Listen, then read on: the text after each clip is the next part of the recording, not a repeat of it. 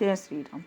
जब ते सती जाई तनु त्यागा, जब ते शिव मन भयउ बिरागा।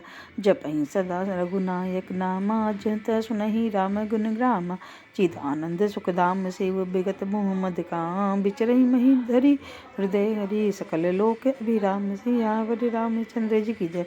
कतहु मुनिन उपदेसहि ज्ञाना, कतहु राम गुण करहि बखाना।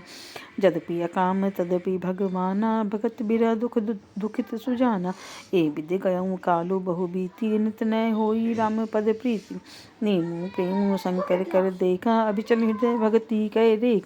प्रगटे रामु कृतज्ञ कृपाला, रूप सिल निधि तेज विशाला। वो प्रकार शंकर ही सराहा, तुम बिनु अस व्रतु को निर्वाह। वो विधि राम से वही समुझावा, पार्वती कर जन्म सुनावा। अति पुनित गिरिजा के करनी, विस्तर सहित कृपा निधि बरनी।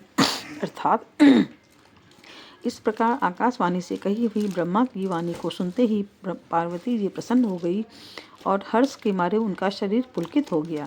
याज्ञवल्क्य के जी भरद्वाज जी से बोले कि मैंने पार्वती जी का सुंदर चरित्र सुनाया, अब शिव जी का सुहावना चरित्र सुनो। जब से सती जी ने जाकर शरीर त्याग किया, तब से शिव जी के मन में वैराग्य हो गया। वे सदा श्री रघुनाथ जी का नाम जपने लगे और जहाँ तहाँ श्री रामचंद्र जी के गुणों की कथाएं सुनने लगे।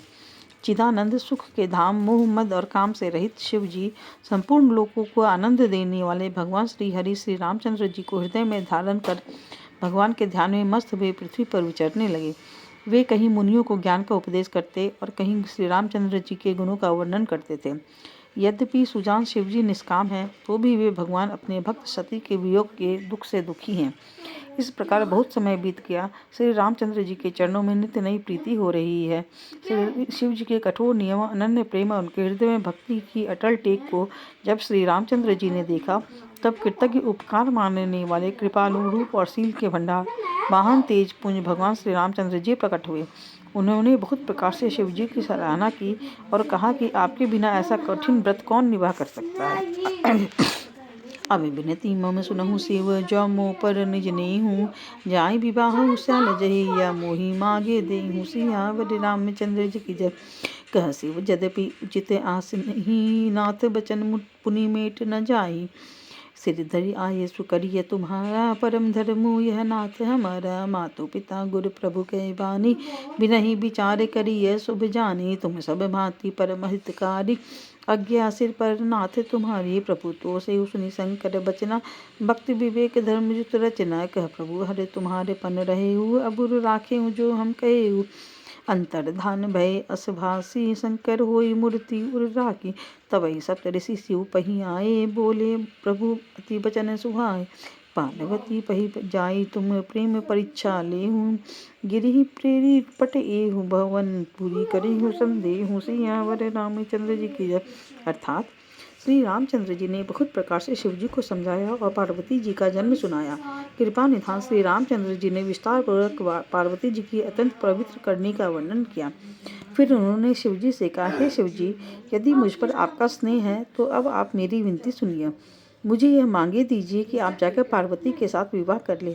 शिव जी ने कहा, यद्यपि ऐसा उचित नहीं है, फिर भी स्वामी की बात भी मेटी नहीं जा सकती। हे नाथ, मेरा यही परम धर्म है कि मैं आपकी आज्ञा को सिर पर रख कर उसका पालन करूं। माता पिता गुरु और स्वामी की बात को बिना विचारे शुभ समझकर उसको मानना चाहिए।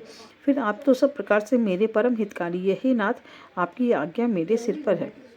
शिव जी की भक्ति ज्ञान और धर्म से युक्त वचन रचना सुनकर प्रभु रामचंद्र जी संतुष्ट हो गए।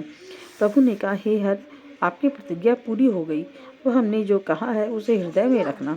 इस प्रकार कहकर श्री रामचंद्र जी अंतर ध्यान हो गए। शिव जी ने उनकी वह मूर्ति अपने हृदय में रख ली। उसी समय सब तरह से शिव जी के पास आए।